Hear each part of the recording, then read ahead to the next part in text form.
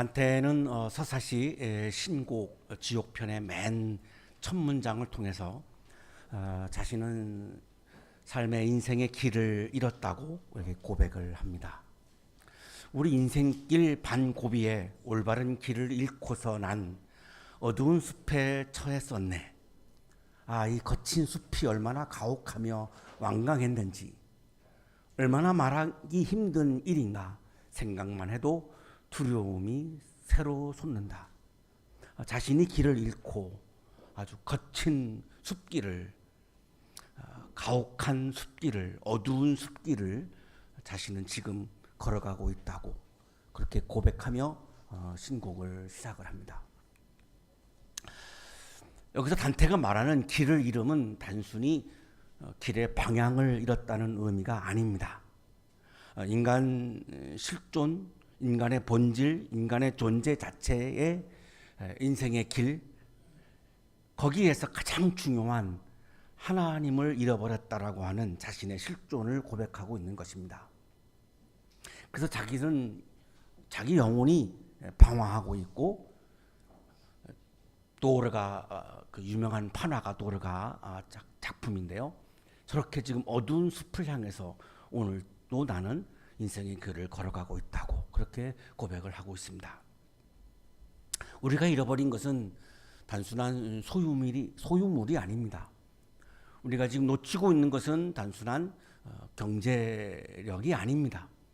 하나님과의 관계를 우리는 상실했습니다.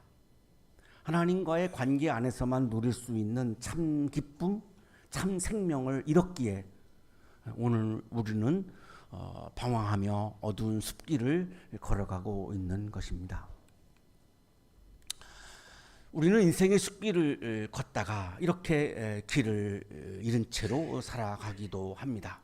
행복의 길을 걸어가고 싶습니다. 우리 모두는 기쁨의 길을 걸어가고 싶습니다. 사랑의 길, 정의의 길, 아름다운 길을 찾아 나선 것이 우리들의 인생입니다. 그러나 우리가 지금 걸어가고 있는 길이 행복한 길인가? 기쁨이 가득한 길인가? 사랑과 평화와 정의와 아름다움이 가득한 길인가?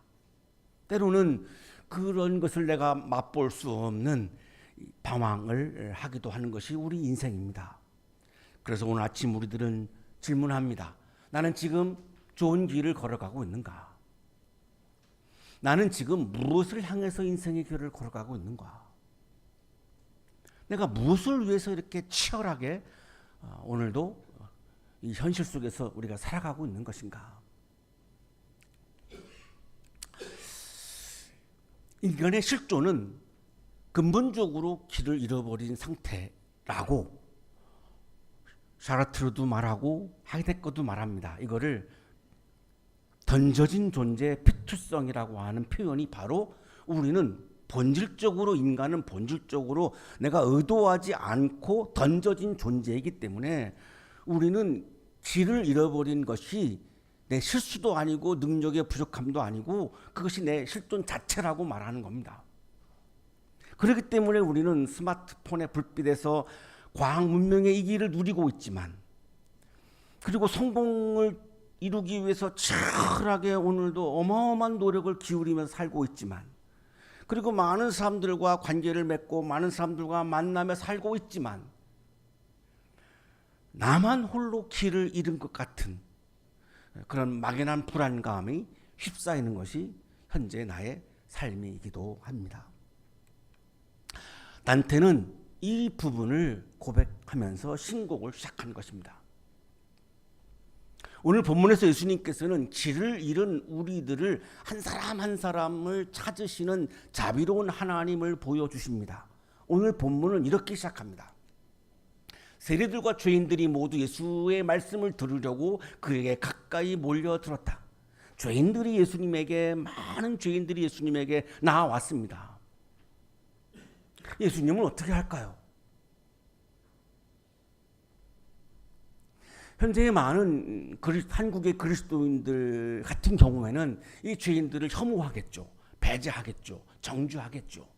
왜냐하면 그것이 믿음이 좋다고 생각하기 때문입니다.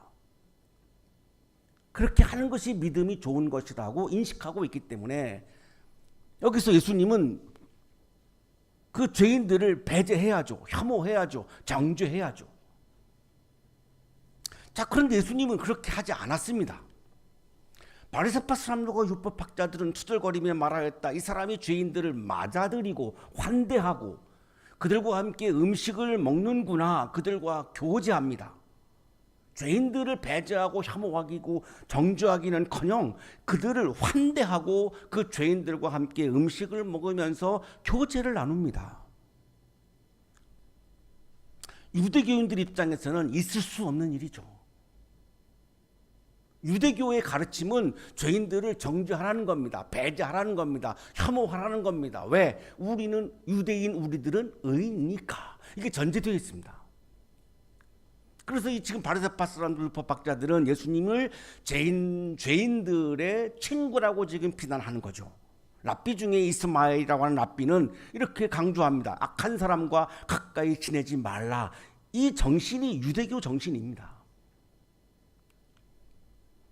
그러나 예수님께서는 죄인들을 혐오하지도 않았고 배제하지도 않았고 음식을 나누며 어울리십니다.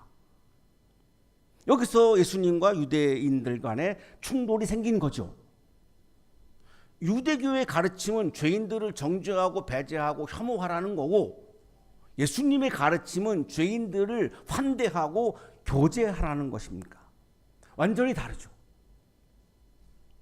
오늘날 한국의 그리스도인들 중에 죄인들을 배제하고 혐오하고 정죄하는 것이 믿음이 좋다고 생각하면서 신앙생활을 하고 있는 분들한테 말씀을 드립니다. 그럼 예수님은 기독교인이 아닌가요? 그럼 예수님은 신앙이 안 좋은 건가요? 이런 상황에서 예수님께서는 죄인들을 배제하고 혐오하고 죄인들을 정죄하는 것을 믿음이 좋다고 생각하는 사람들을 향해서 이런 것의 비유를 말씀하신 겁니다. 그래서 3절에서 이렇게 말씀하시죠. 그래서 유대인들이 예수님을 막 공격하니까 그래서 예수님께서는 그들에게 이 비유를 말씀하셨다. 예수님이 이 비유를 말씀하신 이유는 죄인들을 혐오하고 배제하고 정죄하는 사람들에게 이 비유를 말씀하셨다. 이런 말입니다.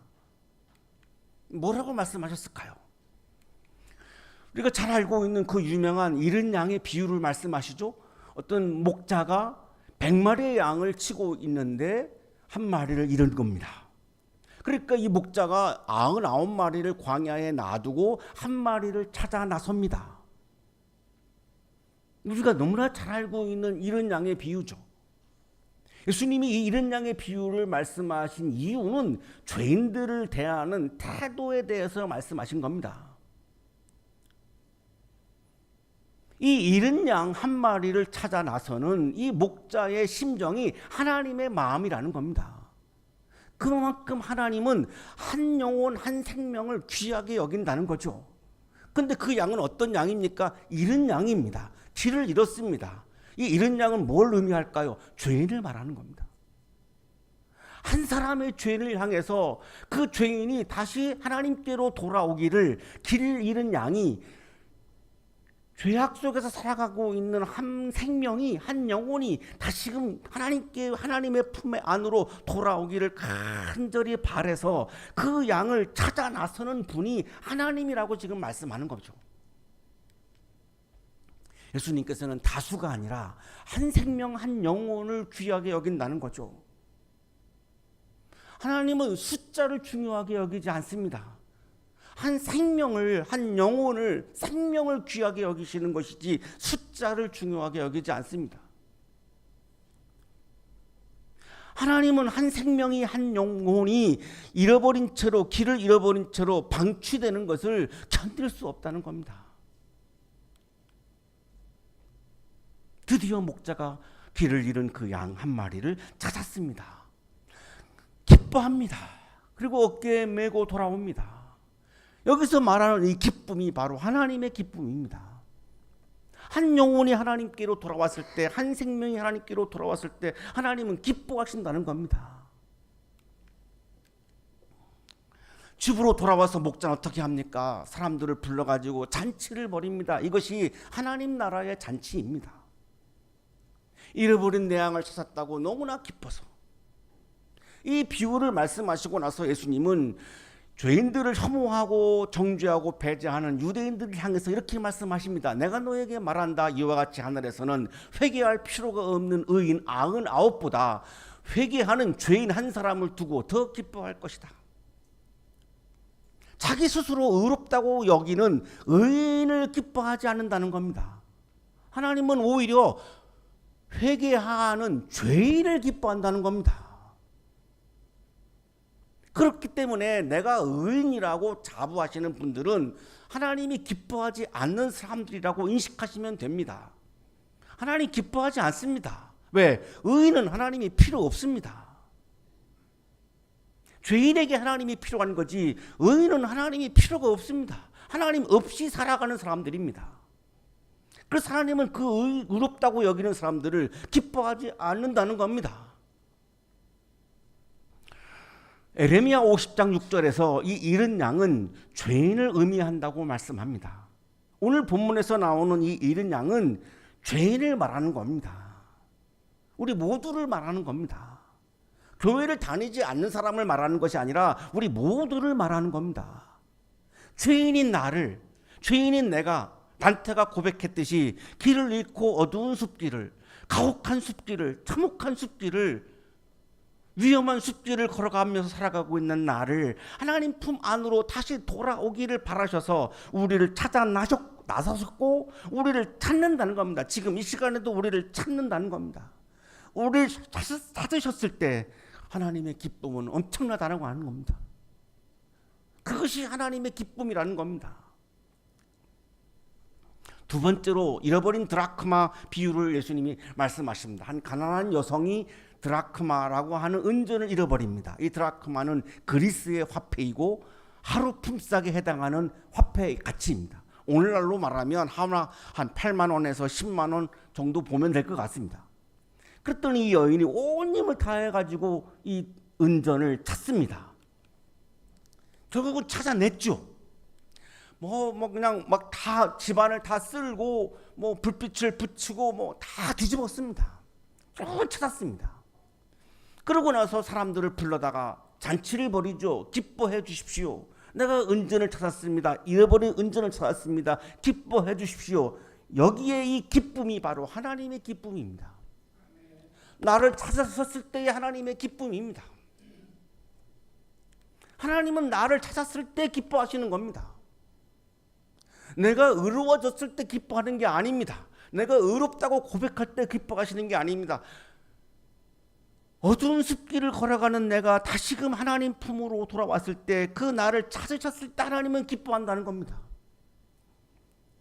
그래서 죄인들을 혐오하고 배제하고 정죄하는 유대인들을 향해서 예수님은 이렇게 말씀하십니다. 이와 같이 회개하는 죄인 한 사람을 두고 하나님의 천사들이 기뻐할 것이다.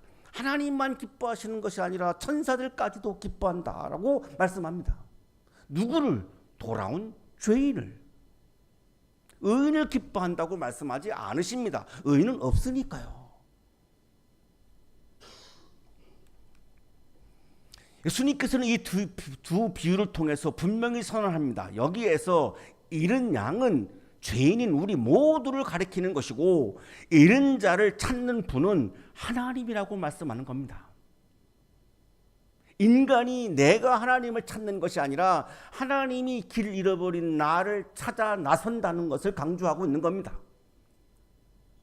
우리를 찾으시는 하나님의 사랑은 능동적이고 적극적이고 포기하지 않고 끝까지 나를 찾으시는 겁니다. 이거를 우리가 하나님의 은혜라고 말하는 겁니다. 1967년 5월 한 중년 부인이 제주도로 가기 위해서 목포에 도착합니다. 그때는 목포에 가서 하룻밤 자고 도라지호라고 하는 배를 타고 7시간 제주도를 갔던 시절입니다. 그래서 목포에 도착한 겁니다. 남편은 목회자였기 때문에 예배인도를 위해서 교회에 남았고 이 중년 부인은 시아버지가 돌아가셔서 장례를 위해서 지금 제주도를 향해서 가고 있는 겁니다. 막내 아들이 6살이어서 아직 학교를 안 들어갔기 때문에 막내 아들만 데리고 함께 출발을 했습니다. 목포에 도착해서 저녁 식사를 하고 나서 아이가 보이지 않습니다. 식당 주변을 찾아보았는데 찾을 수가 없습니다. 이 부인은 울면서 아이의 이름을 부르면서 목포 시내를 헤매기 시작합니다. 그러나 찾을 수가 없었고 도시는 이미 캄캄해졌습니다. 지친 부인은 결국 짐이 있는 식당으로 돌아옵니다. 그런데 그곳에 아이가 서서 울고 있는 것입니다. 엄마를 찾고 있는 겁니다. 바다를 좋아했던 이 아이가 바다가 좋아서 바다 구경을 나갔던 것이죠. 그리고 다시 구경을 하고 돌아왔더니 엄마가 없는 겁니다. 부인은 이 아이를 안고 크게 엉엉 울기 시작합니다. 그 울음은 통곡이죠. 그러나 아이를 찾은 기쁨의 눈물이기도 하죠. 이 통곡과 환희의 이 눈물, 이 기쁨은 단순한 이 엄마로서의 감정이 아니었습니다. 목회자 부인도 살고 있던 이 중년 부인은 바로 그때 하나님께서 잃은 영혼을 찾으실 때의 기쁨이 바로 이런 기쁨이구나라고 하는 깨달음을 때문에 더욱더 통곡을 했습니다. 하나님이 나를 이렇게 찾으셨구나. 나를 찾고 이렇게 기뻐하시는구나. 이거를 생생히 그 현장에서 체험했던 것입니다. 장례를 마치고 다시 돌아와서 목회자 부인으로서 이 중년 부인은 그 깊은 사랑을 가슴에 품고 한 사람 한 사람을 더 뜨겁게 사랑하는 목회자의 부인을 걸어갔습니다. 이 이야기는 실화이고 그 중년 부인이 지금 보고 계시는 저분입니다. 그때 그 6살 난 아이는 이 사랑의 경험이 이 아이의 가슴에 새겨져서 훗날 이 아이는 잃은 자를 찾는 목회자가 되고 목회자의 길을 걸어가기 시작합니다. 지금 현재 한양대학교에서 목회하고 있습니다.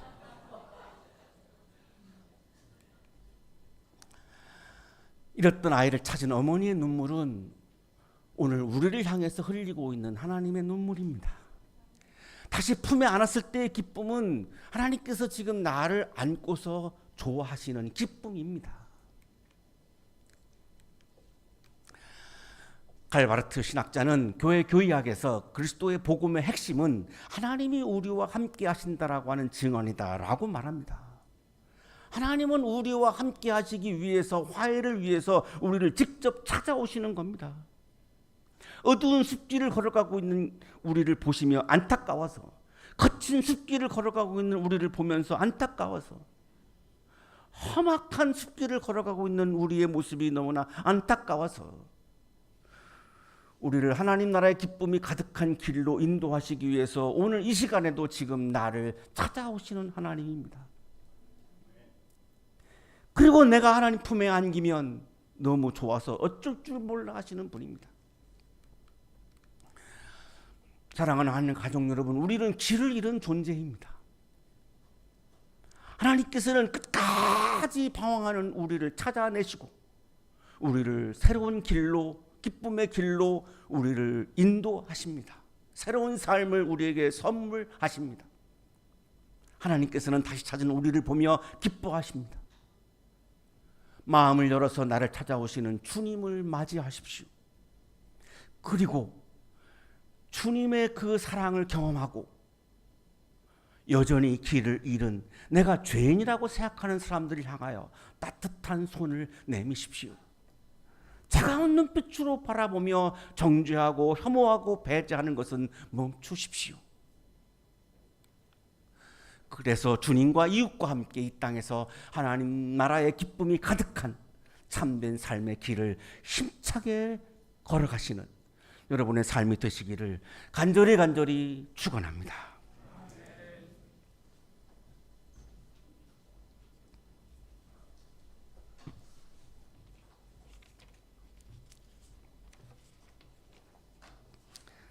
사랑의 하나님, 우리는 자주 길을 잃지만 주님은 끝까지 우리를 찾아주십니다.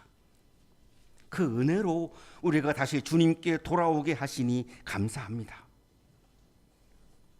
우리도 잃은 사람을 찾아 품는 주님의 마음을 배우게 하시고 함께 기뻐하는 공동체가 되게 하여 주옵소서. 예수 그리스도의 이름으로 기도하옵나이다.